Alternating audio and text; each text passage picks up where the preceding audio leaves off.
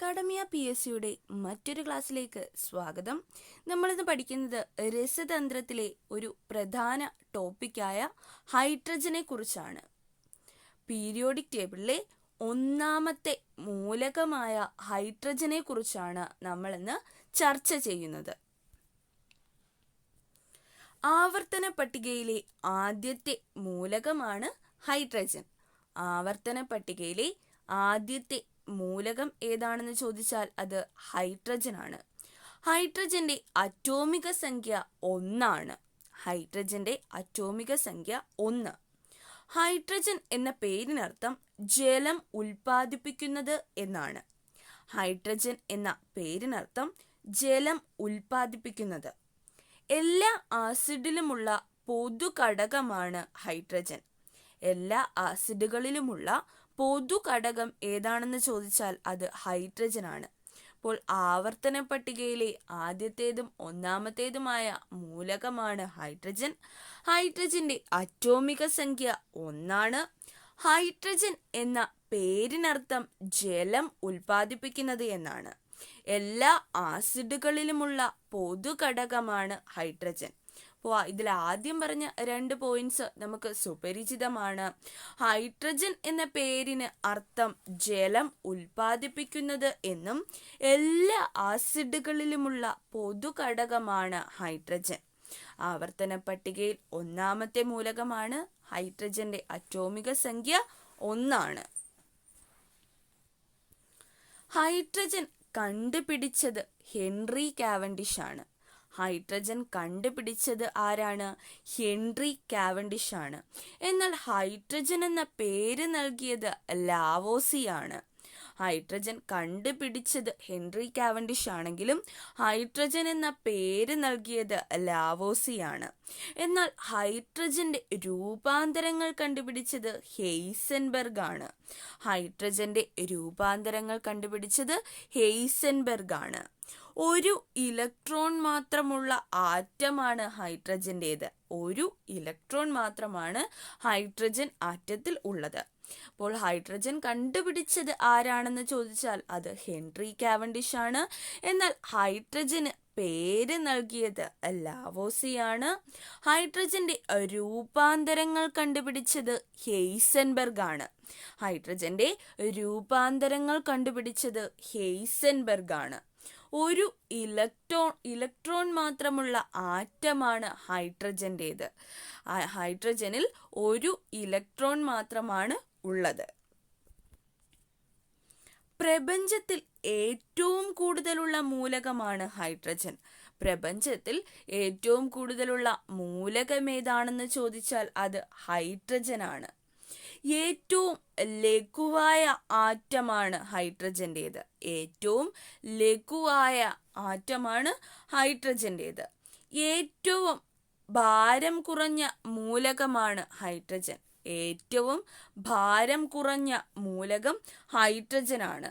ഒരു ഗ്രൂപ്പിലും ഉൾപ്പെടാത്ത മൂലകം കൂടിയാണ് ഹൈഡ്രജൻ. ഒരു ഗ്രൂപ്പിലും ഉൾപ്പെടാത്ത മൂലകം കൂടിയാണ് ഹൈഡ്രജൻ. അപ്പോൾ പ്രപഞ്ചത്തിൽ ഏറ്റവും കൂടുതലുള്ള മൂലകം ഹൈഡ്രജൻ ആണ്. പ്രപഞ്ചത്തിൽ എന്നാണ് ശ്രദ്ധിക്കുക. അന്തരീക്ഷത്തിൽ ഏറ്റവും കൂടുതലുള്ള മൂലകം നൈട്രജൻ ആണ്. അപ്പോൾ നമുക്ക് പ്രപഞ്ചത്തിൽ ഏറ്റവും കൂടുതലുള്ളത് ഹൈഡ്രജൻ ആണ്. ഏറ്റവും ലഘുവായ ആറ്റമാണ് ഹൈഡ്രജന്റേത്. ഏറ്റവും ലഘുവായ ആറ്റം ഹൈഡ്രജന്റേതാണ്. ഏറ്റവും ഭാരം കുറഞ്ഞ മൂലകവും ഹൈഡ്രജന്റേത് തന്നെയാണ്. ഏറ്റവും ഭാരം കുറഞ്ഞ മൂലകം ഹൈഡ്രജന്റേതാണ്. ഒരു ഗ്രൂപ്പിലും ഉൾപ്പെടാത്ത മൂലകം ഏതാണെന്ന് ചോദിച്ചാൽ അത് ഹൈഡ്രജൻ ആണ്. ഒരു ഗ്രൂപ്പിലും ഉൾപ്പെടാത്ത മൂലകമാണ് ഹൈഡ്രജൻ. പ്രപഞ്ചത്തിൽ മൊത്തം ദ്രവ്യത്തിന്റെ 3/4 അടങ്ങിയിരിക്കുന്ന മൂലകമാണ് ഹൈഡ്രജൻ. പ്രപഞ്ചത്തിൽ മൊത്തം ദ്രവ്യത്തിന്റെ 3/4 അടങ്ങിയിരിക്കുന്ന മൂലകം ഏതാണെന്ന് ചോദിച്ചാൽ അത് ഹൈഡ്രജൻ ആണ്. ഹൈഡ്രജന്റെ ഐസോടോപ്പുകളാണ് പ്രോട്ടിയം, ഡ്യൂട്ടീരിയം, ട്രിഷ്യം എന്നിവ. ഹൈഡ്രജന് പ്രധാനമായിട്ടും 3 ഐസോടോപ്പുകളാണുള്ളത്. ഹൈഡ്രജന്റെ ഐസോടോപ്പുകളാണ് പ്രോട്ടിയം, ഡ്യൂട്ടീരിയം, ട്രിഷ്യം എന്നിവ. ഹൈഡ്രജന്റെ റേഡിയോ ആക്റ്റീവ് ഐസോട്ടോപ്പാണ് ട്രിഷിയം. ഹൈഡ്രജന്റെ റേഡിയോ ആക്റ്റീവ് ഐസോട്ടോപ്പ് ഏതാണെന്ന് ചോദിച്ചാൽ അത് ട്രിഷിയമാണ്. അപ്പോൾ പ്രപഞ്ചത്തിൽ മൊത്തം ദ്രവ്യത്തിന്റെ 3/4 അടങ്ങിയിരിക്കുന്ന മൂലകമാണ് ഹൈഡ്രജൻ. ഹൈഡ്രജന് 3 ഐസോട്ടോപ്പുകളാണുള്ളത്. ആ ഐസോട്ടോപ്പുകളാണ് പ്രോട്ടിയം, ഡ്യൂട്ടീരിയം, ട്രിഷിയം എന്നിവ. പ്രധാനപ്പെട്ട ചോദ്യമാണ്. ഹൈഡ്രജന്റെ ഐസോട്ടോപ്പുകളാണ് പ്രോട്ടിയം, ഡ്യൂട്ടീരിയം, ട്രിഷിയം എന്നിവ. ഇതിൽ ഹൈഡ്രജന്റെ റേഡിയോ ആക്റ്റീവ് ഐസോട്ടോപ്പാണ് ട്രിഷിയം. ഹൈഡ്രജന്റെ റേഡിയോ ആക്റ്റീവ് ഐസോട്ടോപ്പ് ഏതാണെന്ന് ചോദിച്ചാൽ അത് ട്രിഷിയമാണ്. ട്രിഷിയത്തിന്റെ അർദ്ധായുസ് 12.35 വർഷങ്ങളാണ്. ട്രിഷിയത്തിന്റെ അർദ്ധായുസ് 12.35 വർഷങ്ങളാണ്. ഹൈഡ്രജൻ ബോംബിന്റെ നിർമ്മാണത്തിന് ഉപയോഗിക്കുന്ന ഹൈഡ്രജന്റെ ഐസോട്ടോപ്പുകളാണ് ഡ്യൂട്ടീരിയം, ട്രിഷിയം എന്നിവ. ഹൈഡ്രജൻ ബോംബിന്റെ നിർമ്മാണത്തിന് ഉപയോഗിക്കുന്ന ഹൈഡ്രജന്റെ ഐസോട്ടോപ്പുകൾ ഏതൊക്കെയാണെന്ന് ചോദിച്ചാൽ അത് ഡ്യൂട്ടീരിയവും ട്രിഷിയവുമാണ്. സാധാരണ ഹൈഡ്രജനാണ് പ്രോട്ടിയം. സാധാരണ ഹൈഡ്രജൻ പ്രോട്ടിയമാണ്. അപ്പോൾ ട്രിഷിയത്തിന്റെ അർദ്ധായുസ് 12.35 വർഷങ്ങളാണ്. ഹൈഡ്രജൻ ബോംബിന്റെ നിർമ്മാണത്തിന് ഉപയോഗിക്കുന്ന ഹൈഡ്രജന്റെ ഐസോട്ടോപ്പുകളാണ് ഡ്യൂട്ടീരിയം, ട്രിഷിയം എന്നിവ. ഒന്നുകൂടി പറയാം. ഹൈഡ്രജൻ ബോംബിന്റെ നിർമ്മാണത്തിന് ഉപയോഗിക്കുന്ന ഹൈഡ്രജന്റെ ഐസോട്ടോപ്പുകളാണ് ഡ്യൂട്ടീരിയം, ട്രിഷിയം എന്നിവ. സാധാരണ ഹൈഡ്രജനാണ് പ്രോട്ടിയം. സാധാരണ ഹൈഡ്രജൻ ഏതാണെന്ന് ചോദിച്ചാൽ അത് പ്രോട്ടിയം എന്ന ഐസോട്ടോപ്പാണ്. സുലഭമായി കാണപ്പെടുന്ന ഹൈഡ്രജന്റെ ഐസോട്ടോപ്പും പ്രോട്ടിയം തന്നെയാണ്. അപ്പോൾ സാധാരണ ഹൈഡ്രജനാണ് പ്രോട്ടിയം. അതേപോലെ സുലഭമായിട്ട് കാണപ്പെടുന്ന ഹൈഡ്രജന്റെ ഐസോട്ടോപ്പ് ഏതാണെന്ന് ചോദിച്ചാൽ അതും പ്രോട്ടിയം തന്നെയാണ്. ആണവ റിയാക്ടറുകളിൽ മോഡറേറ്ററായി ഉപയോഗിക്കുന്നത് ഘനജലം അഥവാ ഹെവി വാട്ടർ ആണ്.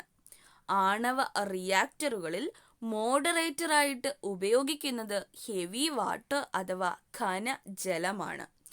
സൂപ്പർ ഹെവി വാട്ടർ എന്നറിയപ്പെടുന്നത് ട്രിഷിയം ഓക്സൈഡ് ആണ്. സൂപ്പർ ഹെവി വാട്ടർ എന്നറിയപ്പെടുന്നത് ട്രിഷിയം ഓക്സൈഡ് ആണ്. അപ്പോൾ സുലഭമായിട്ട് കാണപ്പെടുന്ന ഹൈഡ്രജന്റെ ഐസോട്ടോപ്പ് ഏതാണെന്ന് ചോദിച്ചാൽ അത് പ്രോട്ടിയമാണ്. ആണവ റിയാക്ടറുകളിൽ മോഡറേറ്ററായി ഉപയോഗിക്കുന്നത് ഘനജലം അഥവാ ഹെവി വാട്ടർ ആണ്. എന്നാൽ സൂപ്പർ ഹെവി വാട്ടർ എന്നറിയപ്പെടുന്നത് ട്രിഷിയം ഓക്സൈഡ് ആണ്. എന്താണ്? സൂപ്പർ ഹെവി വാട്ടർ എന്നറിയപ്പെടുന്നത് ട്രിഷിയം ഓക്സൈഡ് ആണ്. എന്നാൽ ഹെവി വാട്ടർ എന്താണ്? ഘനജലമാണ്. അത് ആണവ റിയാക്ടറുകളിൽ മോഡറേറ്ററായിട്ട് ഉപയോഗിക്കുന്നതാണ്. ചീഞ്ഞ മുട്ടയുടെ ഗന്ധമുള്ള വാതകം ഹൈഡ്രജൻ സൾഫൈഡ് ആണ്. ചീഞ്ഞ മുട്ടയുടെ ഗന്ധമുള്ള വാതകം ഏതാണെന്ന് ചോദിച്ചാൽ അത് ഹൈഡ്രജൻ സൾഫൈഡ് ആണ്. ഹൈഡ്രജന്റെ രൂപാന്തരങ്ങളാണ് ഓർത്തോ ഹൈഡ്രജനും പാരാഹൈഡ്രജനും. ഹൈഡ്രജന്റെ രൂപാന്തരങ്ങൾ കണ്ടുപിടിച്ചത് ആരാണ്? നമ്മൾ പറഞ്ഞിരുന്നു, ഹെയ്സൻബർഗ് ആണ്. അപ്പോൾ ഹൈഡ്രജന്റെ രൂപാന്തരങ്ങളാണ് ഓർത്തോ ഹൈഡ്രജനും പാരാഹൈഡ്രജനും. ബ്ലീച്ചിങ് ഏജന്റായി ഉപയോഗിക്കുന്ന ഹൈഡ്രജൻ സംയുക്തമാണ് ഹൈഡ്രജൻ പെറോക്സൈഡ്. ബ്ലീച്ചിങ് ഏജന്റായി ഉപയോഗിക്കുന്ന ഹൈഡ്രജന്റെ സംയുക്തം ഏതാണെന്ന് ചോദിച്ചാൽ അത് ഹൈഡ്രജൻ പെറോക്സൈഡ് ആണ്. തുറന്ന പുസ്തകത്തിന്റെ ആകൃതിയിലുള്ള ഹൈഡ്രജൻ സംയുക്തം കൂടിയാണ് ഹൈഡ്രജൻ പെറോക്സൈഡ്. തുറന്ന പുസ്തകത്തിന്റെ ആകൃതിയിലുള്ള ഹൈഡ്രജൻ സംയുക്തമാണ് ഹൈഡ്രജൻ പെറോക്സൈഡ്. അപ്പോൾ ചീഞ്ഞ മുട്ടയുടെ ഗന്ധമുള്ള വാതകം ഏതാണെന്ന് ചോദിച്ചാൽ അത് ഹൈഡ്രജൻ സൾഫൈഡ് ആണ്. ഹൈഡ്രജന്റെ രൂപാന്തരങ്ങളാണ് ഓർത്തോ ഹൈഡ്രജനും പാര ഹൈഡ്രജനും എന്താണ് ഹൈഡ്രജന്റെ രൂപാന്തരങ്ങളാണ് ഓർത്തോ ഹൈഡ്രജനും പാരാ ഹൈഡ്രജനും. ചീഞ്ഞ മുട്ടയുടെ ഗന്ധമുള്ള വാതകം ഏതാണെന്ന് ചോദിച്ചാൽ അത് ഹൈഡ്രജൻ സൾഫൈഡ് ആണ്. ബ്ലീച്ചിങ് ഏജന്റായി ഉപയോഗിക്കുന്ന ഹൈഡ്രജൻ സംയുക്തമാണ് ഹൈഡ്രജൻ പെറോക്സൈഡ്. അതുപോലെ തുറന്ന പുസ്തകത്തിന്റെ ആകൃതിയിലുള്ള ഹൈഡ്രജൻ സംയുക്തവും ഹൈഡ്രജൻ പെറോക്സൈഡ് തന്നെയാണ്. അപ്പോൾ ഹൈഡ്രജൻ പെറോക്സൈഡിന്റെ ആകൃതി എന്താണ്? ഒരു തുറന്ന പുസ്തകത്തിന്റെ ആകൃതിയാണ് ഹൈഡ്രജൻ പെറോക്സൈഡിന് ഉള്ളത്. ന്യൂട്രോണുകളില്ലാത്ത ഹൈഡ്രജന്റെ ഐസോടോപ്പ് പ്രോട്ടിയമാണ്. പ്രോട്ടിയം ഒരു സാധാരണ ഹൈഡ്രജൻ ആണ്. അതിൽ എന്തില്ല? ന്യൂട്രോൺ ഇല്ല. അപ്പോൾ ന്യൂട്രോൺ ഇല്ലാത്ത ഹൈഡ്രജന്റെ ഐസോടോപ്പാണ് പ്രോട്ടിയം. ഒരു ന്യൂട്രോൺ മാത്രമുള്ള ഹൈഡ്രജന്റെ ഐസോടോപ്പാണ് ഡ്യൂട്ടീരിയം. ഒരു ന്യൂട്രോൺ മാത്രമുള്ള ഹൈഡ്രജന്റെ ഐസോടോപ്പ് ഏതാണെന്ന് ചോദിച്ചാൽ അത് ഡ്യൂട്ടീരിയമാണ്. എന്നാൽ 2 ന്യൂട്രോണുകളുള്ള ഹൈഡ്രജന്റെ ഐസോടോപ്പാണ് ട്രിഷിയം. 2 ന്യൂട്രോണുകളുള്ള ഹൈഡ്രജന്റെ ഐസോടോപ്പ് ട്രിഷിയമാണ്. അപ്പോൾ ന്യൂട്രോണുകളൊന്നും ഇല്ലാത്ത ഐസോടോപ്പ് ആണെങ്കിൽ അത് പ്രോട്ടിയമാണ്. ഒരു ന്യൂട്രോൺ മാത്രമുള്ള ഹൈഡ്രജന്റെ ഐസോടോപ്പ് ആണെങ്കിൽ അത് ഡ്യൂട്ടീരിയമാണ്. 2 ന്യൂട്രോണുകളുള്ള ഹൈഡ്രജന്റെ ഐസോടോപ്പ് ആണെങ്കിൽ അത് ട്രിഷിയമാണ്. അപ്പോൾ ഒന്നുമില്ലാത്തത് പ്രോട്ടിയം, ഒരെണ്ണം ഉള്ളത് ഡ്യൂട്ടീരിയം, 2 എണ്ണം ഉള്ളത് ട്രിഷിയം. ജലവും പൊട്ടാസ്യവുമായുള്ള പ്രവർത്തന ഫലമായിട്ട് ഉണ്ടാകുന്ന വാതകമാണ് ഹൈഡ്രജൻ. ജലവും പൊട്ടാസ്യവുമായി ഉള്ള പ്രവർത്തന ഫലമായി ഉണ്ടാകുന്ന വാതകം ഏതാണെന്ന് ചോദിച്ചാൽ അത് ഹൈഡ്രജൻ ആണ്. ആസിഡുകൾ ലോഹവുമായി പ്രവർത്തിക്കുമ്പോൾ ലഭിക്കുന്നതും ഹൈഡ്രജൻ തന്നെയാണ്. അപ്പോൾ ജലവും പൊട്ടാസ്യവുമായുള്ള പ്രവർത്തന ഫലമായിട്ടുണ്ടാകുന്നത് ഹൈഡ്രജൻ ആണ്. അതേപോലെ തന്നെ ആസിഡുകൾ ലോഹവുമായി പ്രവർത്തിക്കുമ്പോൾ ഉണ്ടാകുന്ന വാതകവും ഹൈഡ്രജൻ തന്നെയാണ്. വനസ്പതി നിർമ്മാണത്തിന് ഉപയോഗിക്കുന്നത് ഹൈഡ്രജൻ ആണ്. വനസ്പതി നിർമ്മാണത്തിന് ഉപയോഗിക്കുന്ന വാതകം ഹൈഡ്രജൻ ആണ്. എങ്ങനെയാണ് വനസ്പതി നിർമ്മാണം നടത്തുന്നതെന്ന് ചോദിച്ചാൽ സസ്യ എണ്ണയിലൂടെ ഹൈഡ്രജൻ വാതകം കടത്തിവിട്ടാണ് വനസ്പതി നിർമ്മാണം നടക്കുന്നത്. അപ്പോൾ ജലവും പൊട്ടാസ്യവുമായുള്ള പ്രവർത്തന ഫലമായി ഉണ്ടാകുന്ന വാതകമാണ് ഹൈഡ്രജൻ. അതേപോലെ തന്നെ ആസിഡുകൾ ലോഹവുമായി പ്രവർത്തിക്കുമ്പോൾ ലഭിക്കുന്നതും ഹൈഡ്രജൻ തന്നെയാണ്. വനസ്പതി നിർമ്മാണത്തിന് ഉപയോഗിക്കുന്നത് ഹൈഡ്രജൻ ആണ്. സസ്യ എണ്ണയിലൂടെ ഹൈഡ്രജൻ വാതകം കടത്തിവിട്ടാണ് വനസ്പതി നിർമ്മിക്കുന്നത്. എങ്ങനെയാണ് വനസ്പതി നിർമ്മിക്കുന്നത്? സസ്യ എണ്ണയിലൂടെ ഹൈഡ്രജൻ വാതകം കടത്തിവിട്ടാണ് വനസ്പതി നിർമ്മാണം നടത്തുന്നത്. സിങ്കും സൾഫ്യൂരിക് ആസിഡും തമ്മിൽ പ്രവർത്തിച്ചുണ്ടാകുന്ന ജ്വലിക്കുന്ന വാതകമാണ് ഹൈഡ്രജൻ.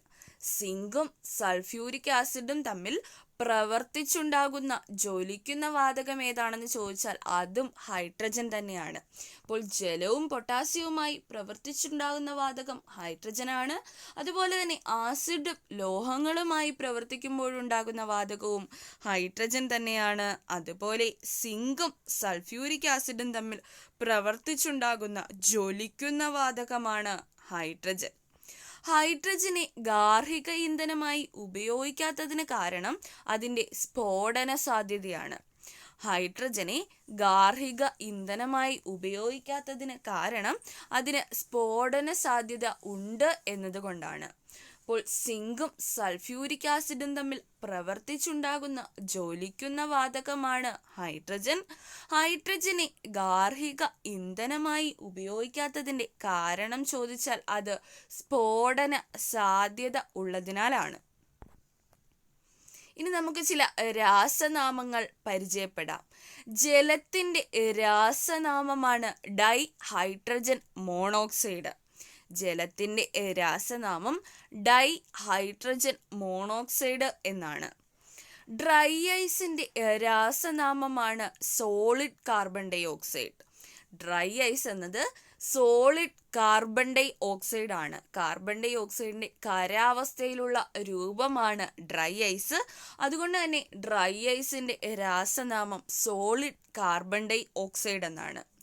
ഘനജലത്തിൻ്റെ രാസനാമമാണ് ഡ്യൂട്ടീരിയം ഓക്സൈഡ്.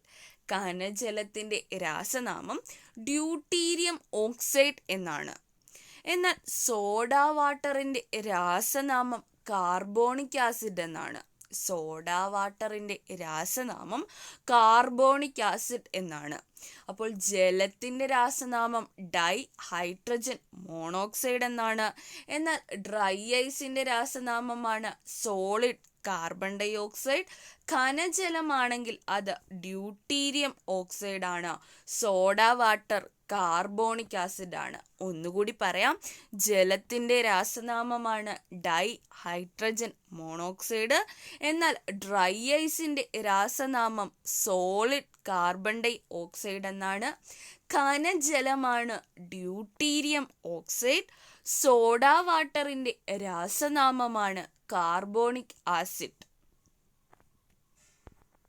ഇന്ന് നമ്മൾ ചർച്ച ചെയ്തത് രസതന്ത്രത്തിലെ ഹൈഡ്രജൻ എന്ന ഭാഗമാണ്. ഇത്രയും കാര്യങ്ങൾ എല്ലാവർക്കും മനസ്സിലായി എന്ന് വിശ്വസിക്കുന്നു. ബാക്കി ഭാഗങ്ങളുമായി നമുക്ക് അടുത്ത ക്ലാസ്സിൽ വീണ്ടും കണ്ടുമുട്ടാം.